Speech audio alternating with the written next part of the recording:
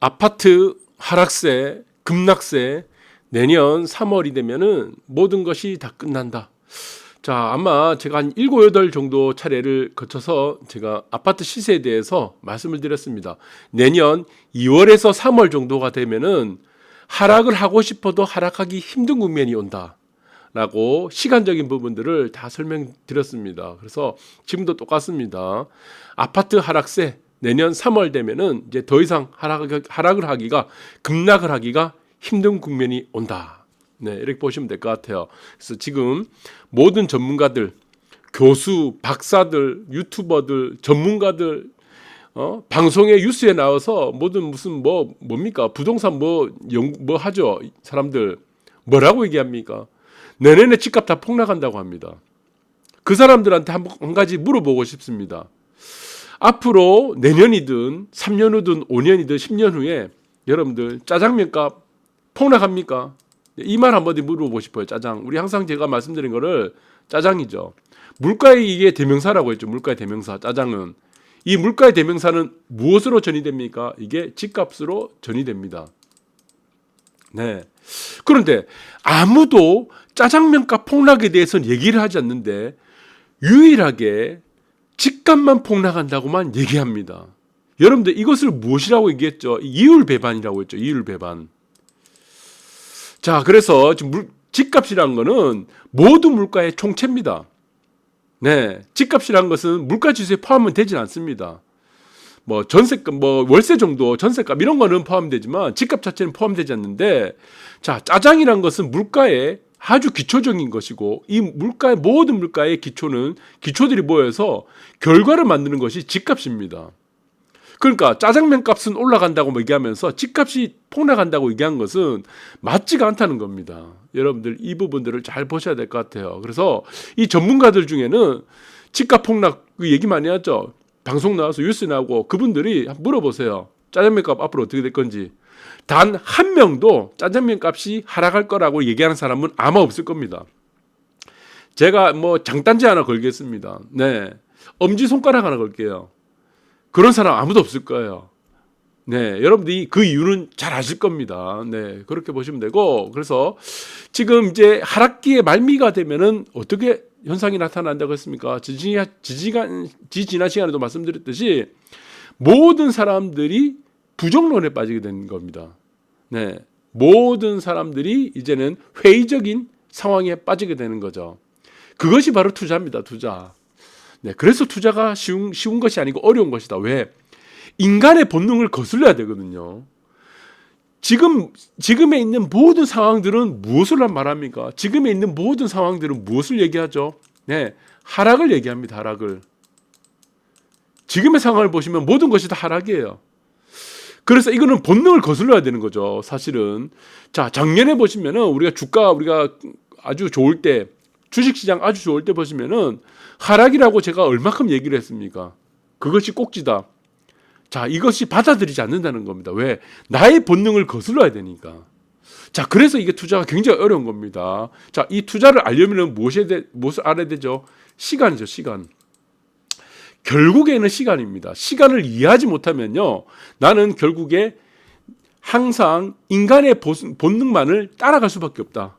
내가 느끼는 감정만을 따라갈 수밖에 없다는 겁니다. 내 감정을 거스르지 않으면은 남들이 팔 때 내가 사지 못합니다. 남들이 살 때 내가 팔지를 못합니다. 여러분들 그렇게 보시면 될 것 같아요. 자, 여기서 보시면은 대부분의 사람들, 우리 전문가들 뉴스에 나오고 많은 전문가들, 박사들, 교수들 얘기하면서 폭락하죠. 앞으로 지금 물가 더 오른다. 금통위원들도 똑같아요. 지금 이제 와서 지금 이 얘기합니다. 긴축 기조 또 유지해야 한다면서. 자, 이 긴축 기조를 어떻게 지금 우리가 지금 재정정책, 금융정책이죠. 금융정책 중에는 금리를 인상시켜 버렸죠. 네, 그래서 이제 지금 금리를 인상시켜 가지고 어떻게 됐습니까? 현금 부자들만 지금 부자가 되고 있는 거예요. 더 부자가 되고 있는 거죠. 왜? 이자가 더 늘어나니까. 자, 이 금리를 인상시킨 것은 무엇을 못 잡는다고 그랬습니까? 두 가지를 못 잡아요. 왜? 물가와 환율. 예, 환율을 잡을 수 없다고 그랬죠.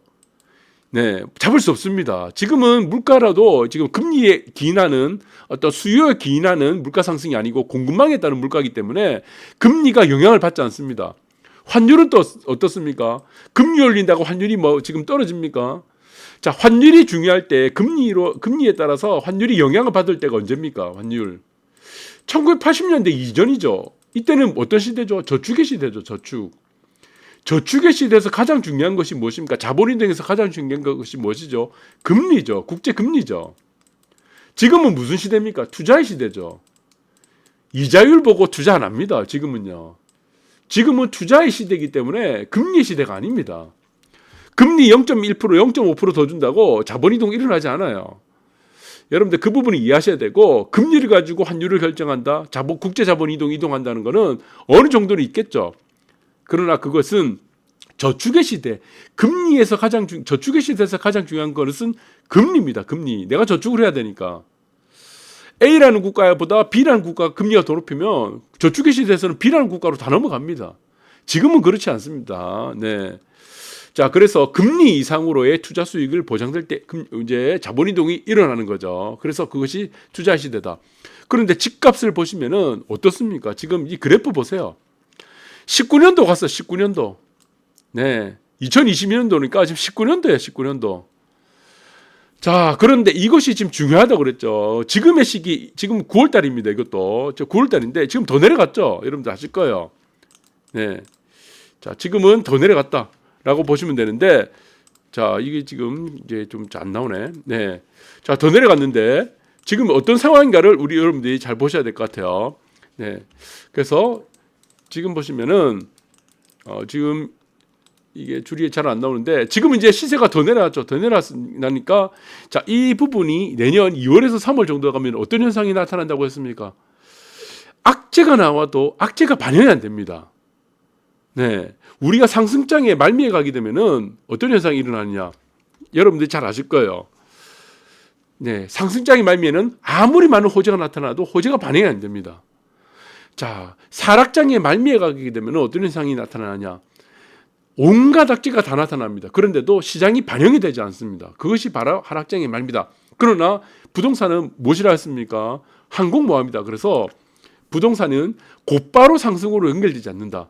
하락은 멈춘다고 하더라도 그 상승으로 전환되는 것은 상당한 시간이 걸리지만 서서히 완만하게 강보합 정도로 아니면은 약보합 정도로 갈 수는 있어도 저는 내년 2월에서 3월 정도가 되면은 네, 급락으로 인한 시세 조정은 시세 하락은 더 이상 나오기 힘들다. 거기서 온갖 악재가 등장하더라도 주택 가격의 하락은 크지 않을 거다. 지금 여기서 보시면은 마찬가지입니다. 이 국면으로 가게 되면은 이제 확신을 가지는 거예요. 네, 지금 이게 볼이 지금 안 나오는데 지금 왜 이런지 모르겠습니다. 그래서 확신을 가집니다. 네, 확신을 가지기 때문에 제가 좀 이제 다른 차트를 보여드리겠습니다. 자, 이거는 지금 이제 코스피 차트인데 급락이 이렇게 올라가다가 이제 급락이 옵니다. 급락의 말미가 되면 어떻게 된다고 했습니까? 네, 확신을 가진다. 어떤 확신을 가진다? 하락에 대한 확신을 가진다. 누가? 전문가들. 자, 이렇게 보시면 될 것 같아요. 그래, 주가 차트를 제가 잠깐 켰어요. 이거 주가 차트는 제 방송은 항상 하루 일찍 한다고 했죠. 그래서 오늘은 0.62포인트가 떨어졌는데 이거는 지금 하락 이제 차트고, 그래서 항상 마찬가지입니다. 이 상승의 절정에 이르게 되면 어떤 현상이 나타납니까? 어마어마한 모든 것이 장밋빛이고 모든 재료들이 뉴스들이 어떻게 상승을 얘기하죠. 호재밖에 없습니다. 호재. 그러면 이 시세는 끝나가는 겁니다. 자, 만약에 지금 이제 이런 포인트들이 와가지고 지금 하락장이 왔습니다. 하락장에 말미가 오게 되면 어떻게 되겠습니까? 모든 뉴스들이 어떻게 됩니까? 부동산도 마찬가지예요. 모든 뉴스들이 어떻게 됩니까? 하락장에. 모든 뉴스들이 온갖 악재밖에 없다는 겁니다. 악재. 자, 그래서 이런 부분들을 잘 이해를 하셔야 된다고 그랬고, 지금 주가 차트도 마찬가지예요. 제가 말씀드렸죠. 네. 모든 키는 무엇이 진다고 했습니까? 환율이 진다고 했습니다. 환율이 꼭지를 쳐야지. 네, 꼭지를 친 다음에 무엇이 나타난다고 했습니까? 주가의 바닥이 나온다고 했다. 그럼 주가의 바닥이 나왔죠. 1번이 환율이라고 했죠. 환율. 그 다음에 2번이 뭐라고 했죠? 순서가 주가라고 했죠. 그 다음에 3번이 뭡니까? 여러분들 중요한 부동산이 바닥이 온다. 그러니까 시차가 어떤 경우는 2, 3년 걸리는 경우도 있습니다. 주가 바닥과 부동산 바닥이. 자, 시차가 거의 몇 개월에서 6개월 이내로 좁혀질 수도 있어요. 네, 그거는 상황에 따라 다르겠죠. 그 사이클마다 다르기 때문에 왜 그러냐? 주식 사이클하고 부동산 사이클 자체가 다르기 때문입니다. 주기가 다르기 때문입니다. 주기가. 여러분들 그렇게 이해하시기 바라고 주기가 다르기 때문에 사이클이 좁아질 수도 있고 아주 길어질 수도 있다. 이렇게 보시면 되고 자 그리고 마찬가지입니다. 다 이런 바닥에 대한 것들 고점에 대한 이런 것들 마찬가지고 지금 부동산도 마찬가지입니다. 네, 이게 2월에서 3월 정도가 되면은 하락에 대한 급락과 하락에 대한 우리가 부동산이라 보면은 아파트라고 보면은 급락과 하락에 대한 시세 조정은 가격 하락에 대한 시세 조정은 일단락이 된다 이렇게 보시면 될 것 같습니다. 그러면 무엇 때문에 일단락이 납니까? 그거는 핑계가 만들어지는 겁니다. 핑계. 그 핑계를 여러분들이 알 필요가 없어요. 그 핑계는 어떻게 됩니까? 나중에 뉴스를 보고 여러분들 신문 기사를 보고 알게 되는 겁니다. 지금은 무엇을 통해서 알 수 있다는 겁니까? 시간을 통해서 알 수 있다는 겁니다. 시간을. 그 시간이 무엇입니까? 대등수치. 네. 그리고 변화를 통해서 우리가 알 수 있다. 이렇게 보시면 될 것 같습니다. 그래서 모든 이 세상에 있는 모든 우주 만물의 법칙, 자연의 법칙은 무엇에 따라 움직이죠? 네.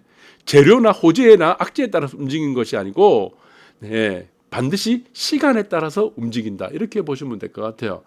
그래서 지금 아마 내년 2월에서 3월입니다. 2년이 아니고 2월에서 3월 정도가 되면은 이때 정도가 돼도 지금 하락에 대한 확신을 더 가질 거예요. 전문가들은. 지금 전문가들이 얘기하는 거 다 똑같잖아요. 자, 전문가들은 항상 이 국면입니다. 주가 바닥이었을 때 제가 이 날짜를 정확하게 말씀드렸죠. 주가 바닥. 자, 주가의 바닥에 오게 되면은 전문가들은 비관적입니다. 굉장히 비관적이에요. 이 상승의 말미가 되면 어떻게 됐습니까? 네, 여러분들 아시는 3프로 방송 뭐 있죠, 많죠. 연불리라는 분, 이 다 지금 어떻게 됩니까? 환상을 가집니다. 환상. 네, 환상을 가집니다. 환상을 심어주죠. 자, 지금도 마찬가지입니다. 지금의 모든 부동산 전문가들도 마찬가지예요. 지금 다 모든 것이 다 비관적이다. 그러나 제가 한 가지 말씀드리고 싶은 건 무엇이냐? 네, 이때가 되면요, 아무리 많은 악재가 나와도 악재가 반영 안 됩니다. 아무리 주가가 부동산이 떨어진다, 아파트 값이 뭐 어떻게 떨어진다 얘기한다고 해도 이것이 악재가 반영이 안 된다는 겁니다. 이런 부분들을 잘 보셔야 된다. 그래서 이 세상에 짜장면 값은 폭락한다고 얘기하지 않으면서 아파트 값만 폭락하고 얘기한다는 것은 무엇이라고 얘기했죠? 이율 배반이다. 네, 이율 배반이다. 물가라는 부분들은 우리가 디플레이션이 나타나지 않는 이상은 물가는 어떻게 됩니까? 아파트가 무슨 뭐 공장에서 빵 찍어내시 만드는 게 아닙니다. 거기 안에는 수많은 자재들이 들어갑니다. 그 자재들은 무엇입니까? 하나하나가 다 물가에 반영되는 재화이고 상품이기 때문에 자, 이런 부분들이 다 지금 반영이 될 거고, 그리고 항상 말씀드렸듯이 상승의 끝단에 가게 되면은 모든 나오는 재료와 유수들은 호재다. 하락의 끝자락에 가게 되면은 모든 나오는 재료와 유스와 그런 모든 것들, 시세와 관련된 모든 소식들은 악재다. 여러분들이 그렇게 기억하시면 될 것 같습니다. 감사합니다.